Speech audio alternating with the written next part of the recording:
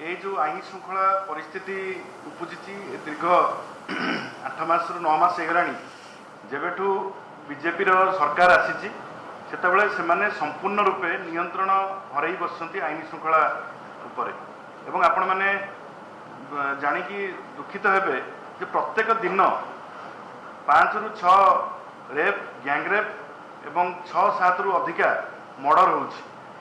आमे पाखापाखि 8 मास भितर 3000 ରୁ ऊर्ध्व रेप एवं गैंगरेप होइछि एवं आईन श्रृंखला परिस्थिति संपूर्ण रूपे भुशुड़ी जाइछि एवं मुख्यमंत्री निजे से दायित्व रे अछंती। आज जेतेबेले केवल धर्मशाला नुह ओडिशा सारा ये परिस्थिति उपजी एवं धर्मशाला रे पूरा सरहद पार कर जाइछि ये गुंडागर्दी ओपन जेतेबेले एसपी को खबर दिया होछि 2 घंटा पूर्व पुलिस उपस्थित रे एभली भाव में गुंडागर्दी करिवार साहस आसुची कौटी जेतेबेले राज्यर मुख्यमंत्री से विधायक सहित क्रिकेट खेलुचंती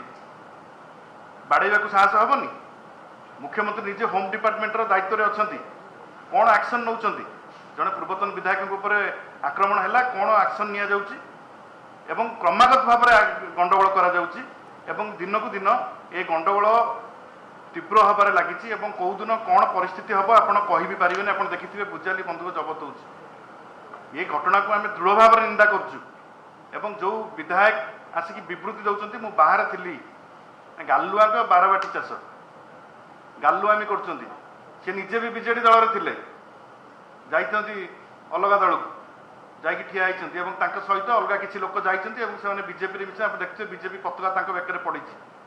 ये सब ओडिशार लोक मानू भुआ बुलेवा चलो ना सीधा सड़क भाव में आक्रमण कर माननीय मुख्यमंत्री को अनुरोध करूँ तुरंत गिरफ करा जाऊ जो मैंने आदि अच्छा पछद पटरे जो मैंने रहीकि ये गंडगोल को उस्काउं केबे भी कौन विधायक एवं जो मैंने पूर्वतन विधायक अच्छा बारंबार 7 थर हो गला आक्रमण है वराज पुलिस को आगुआ सूचना थिले पुलिस कौन कार्यानुष्ठान नौ ना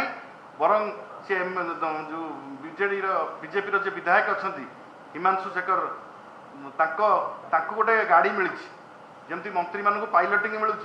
से विधायक को इंडिपेंडेंट विधायक गोटे पाइलटिंग गाड़ी मिली सी सब व्यवहार करके गुंडागर्दी चलाउछंती पाइलटिंग को तुरंत प्रत्याहार करा जाऊ एवं ताको ऊपर मध्य दृढ़ कार्यानुष्ठान निया जाऊ। एई विषय रे हमर वरिष्ठ नेता संजय दासवर्मा महोदय से तांकर कथा रखिछंती एवं आमे पुलिस डीजी को